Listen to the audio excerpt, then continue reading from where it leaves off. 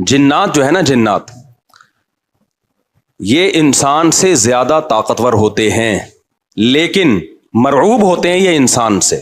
اس کی میں ایک مثال دوں. بیل زیادہ طاقتور ہے یا وسیم بھائی؟ بیل. لیکن قابو کس کے ہوتا ہے بیل؟ انسان کے. وجہ اس کی ہے کہ وہ مرعوب ہوتا ہے انسان سے. اس کو اللہ نے وہ دماغ نہیں دیا جو کس کو دیا ہے؟ انسان کو دیا ہے. بیل کو جس دن پتا چل گیا نا کہ میں زیادہ پاورفل ہوں تو کھوٹے کی جگہ آپ بندھے ہوئے ہوگے، بیل نہیں بندھا ہوا ہوگا. لیکن اللہ نے ایک روب رکھا ہے جانوروں پہ بھی انسان کا.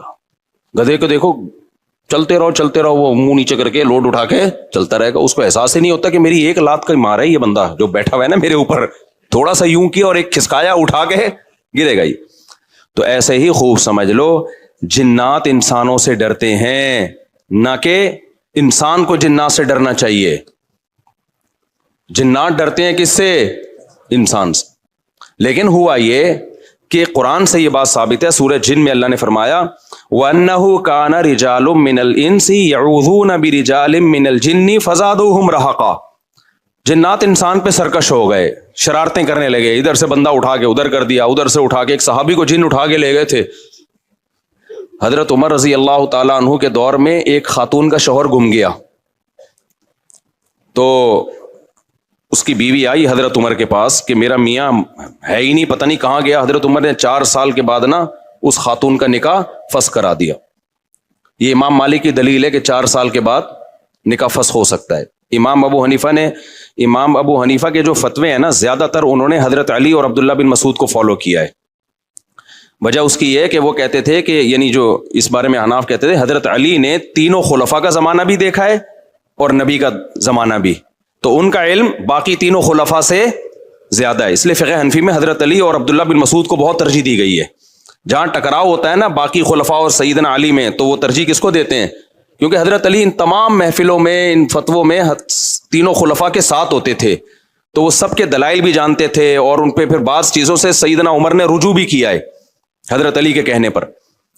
تو عمر کم تھی نا، علم حاصل کرنے کا موقع ان کو زیادہ ملا.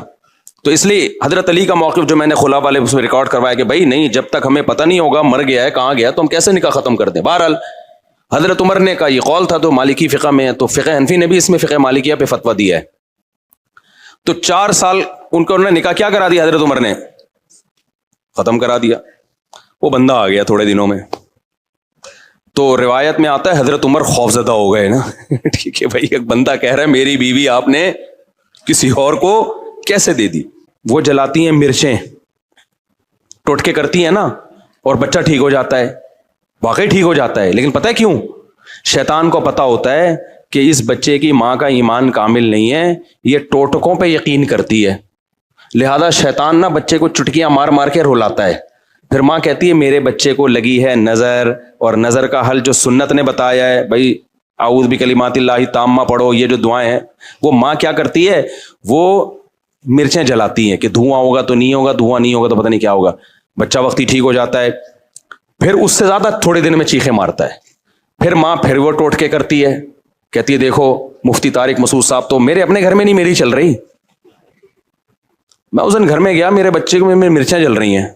میں نے کہا میں ساری دنیا میں بیان کر رہا ہوں. گھر والوں نے کہا نہیں ٹھیک ہو جاتا ہے اس سے. میں نے کہا خراب ہی اسی سے ہو رہا ہے، چھوڑ دو، رونے دو، چیخنے دو. شیطان مایوس ہو کے اپنی فائلیں لپیٹ کے چلا جائے گا. جب شیطان دیکھتا ہے نا یار اس پہ تو کوئی اثر ہی نہیں ہو رہا تو شیطان ایک ہی بچے پہ تھوڑی فوکس کرتا ہے، کہتا ہے یار کسی اور کو جا کے چٹکی مارو، ان کے ماں باپ پہ اثر نہیں ہو رہا. تو جو مزاروں پہ جا کے ٹھیک ہوتے ہیں بیمار رہے، چھوڑ دے مزاروں پہ جانا، تھوڑے دنوں میں خود بخود ٹھیک ہو. یہ ہوتا ہے. میں آپ کو ایک واقعہ سناتا ہوں، اس سے سمجھ میں آئے گا. ہم ایک گاؤں میں گئے، وہاں سارے بدعتی لوگ رہتے تھے نا، تو وہاں ایک قبر تھی کسی بزرگ کی. اچھا اس قبر کے قریب جا کے لیٹو، لوگ کہتے تھے یہ بزرگ لات مارتے ہیں اور بندہ لڑکتا ہوا قبرستان کی دیوار سے جا کے لگتا ہے. واقعی ہوتا تھا ایسے. بزرگ تو لات نہیں مارتے تھے لیکن ہوتا تھا. ہم نے کہا چلو جا کے، ہم نے کہا ڈرامہ ہے کچھ بھی نہیں ہے. انہوں نے کہا نہیں ڈرامہ نہیں، یہ سچی مچی میں ہو رہا ہے. اچھا ہم گئے، اتنا موٹا بندہ لیٹا، ایک دم لڑکتا ہوا قبرستان کی دیوار تک کرولنگ. واقعی لگ رہا تھا کوئی اس کو دھکا دے رہا ہے، خود نہیں جا رہا تھا. وہ جو لیٹ رہا ہے گھومتا ہوا قبرستان کی دیوار. تو انہوں نے ہمیں کہا دیکھا یہ ہوتے ہیں بزرگ. میں نے کہا یار یہ فٹ بال کے کوئی کھلاڑی رہے ہیں, یہ بزرگ ہیں, یہ کیا ہیں؟ مجھے پتا تھا اگر یہ بزرگ ہیں تو یہ کام نہیں کر رہے. بزرگوں کا کام ٹھڈے مارنا تھوڑی ہے یار, کر بھی نہیں سکتے. اگر یہ ان میں یہ طاقت ہوتی تو جب ان کو غسل دیا جا رہا تھا ایک چمیٹ لگاتے رکھے, ہوئے میں خود مگا ڈالوں گا اپنے اوپر, تم کیوں میرے جسم پہ ہاتھ لگا رہے ہو؟ تو اندر سے بیٹھ کے نا لاتے مار رہے ہیں. میرا مقصد کسی بزرگ کی توہین نہیں ہے, ہو سکتا ہے وہ بزرگ ہوں, لیکن اگر ہیں تو بھائی یہ کام بزرگ نہیں کر رہے. اب کیا تھا, اب باری آئی ہماری. اچھا میرے ساتھ ایک اور مولانا تھے, بہت چھوٹا قد تھا ان کا, دبلے پتلے, ان کا نام ہی ہم نے ملا مختصر رکھا ہوا تھا, یعنی میرے دوست تھے پرانے, لیکن اتنے دبلے طلبہ تو آپ کو پتہ ہے شرارتی ہوتے ہیں نا, تو ہم نے ان کا نام رکھا ہوا تھا مولانا مختصر. جیسے ایک مولانا تھے ہمارے مدرسے میں, عبد الباقی نام تھا ان کا, وہ بھی چھوٹے سے دبلے سے. ایک قاری صاحب کے ساتھ انہوں نے تجوید ٹھیک کرنا شروع کر دی.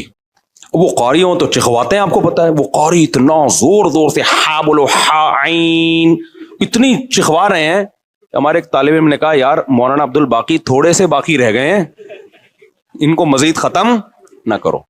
واقعی ایک تو ویسے ہی چھوٹے سے, تو انہوں نے کہا عبد الباقی مزید تھوڑے سے باقی رہ گئے یار, اتنا زور نہ لگواؤ.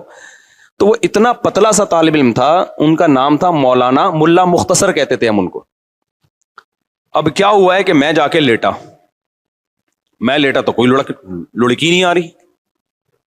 انہوں نے کہا ایسے کرو اپنی آنکھیں بند کر لو, یہ ہاتھ یوں رکھ لو. ہم نے ہاتھ یوں رکھا, پھر بھی نہیں ہو رہا کچھ. انہوں نے کہا سورہ فاتحہ پڑھو. میں نے سورہ فاتحہ پڑھی, پھر بھی نہیں ہو رہا. سورہ اخلاص, سورہ فلق, سورہ ناس, سب کچھ پڑھ لیا. انہوں نے کہا اچھا ایک دفعہ خود تھوڑا سا موو کرو. اب جب ہم چلے گئے نا تو جنات کو پتا تھا یہاں ہماری دال انشاءاللہ گلے گی نہیں. تو جیسے ہی ہم گئے ہیں, ہمیں تو پتا تھا کوئی ٹھڈا مڈا نہیں ہے, بکواس ہے یہ سب, شیاطین کے تصورات ہیں. جنات نے اپنی فائلیں وائلیں لپیٹی, اپنے سارے ٹھڈے شاپر میں ڈالے اور فائلیں لپیٹ کے مارکیٹ سے شارٹ. تو جنات وہاں سے چلے گئے تھے. یہی وجہ ہے کہ وہ لوگ اب دوبارہ لیٹے تو ان کو کچھ نہیں ہو رہا, حالانکہ پہلے تو ان کو ہو رہا تھا. اور اسی بھی پتا چلا وہ ڈرامہ نہیں کر رہے تھے, ڈرامہ کر رہے ہوتے تو دوبارہ کر لیتے. وہ بھی حیران تھے اب ٹھڈا کیوں نہیں آ رہا بھائی. ہم نے کہا بھائی یہاں جنات تھے, شیاطین تھے جو تمہارا عقیدہ خراب کرنا چاہتے ہیں. تو اب وہ جنات مارکیٹ سے کیا ہو گئے ہیں, شارٹ. اب سمجھ میں آیا جنات کا فلسفہ. جو یہ ٹوٹکے کرتے ہیں, سل بٹے گھماتے ہیں نظر اتارنے کے لیے, مرچیں جلاتے ہیں, ساری ٹینشنیں انہی کے بچوں کے ساتھ ہوتی ہیں. اور جو یہ حرکتیں نہیں کرتے ان کے بچوں کے ساتھ یہ ٹینشنیں نہیں ہوتی. جو جادو ٹونوں پہ زیادہ بلیو کرتے ہیں, ٹونے کے اثر بھی کس پہ ہوتے ہیں, انہی پہ. جو کہتے ہیں تیرے باپ میں دم ہے تو تعویذ لا کے رکھ دے کچھ بھی نہیں ہوگا, ان پہ واقعی کچھ بھی نہیں ہوتا. تبھی تو میں عاملوں کو کہتا ہوں ابے تم نے اتنے جنات جلا دیے, اتنے مار دیے, 8-10 جنات ہمارے سامنے بھی لے آؤ بھائی,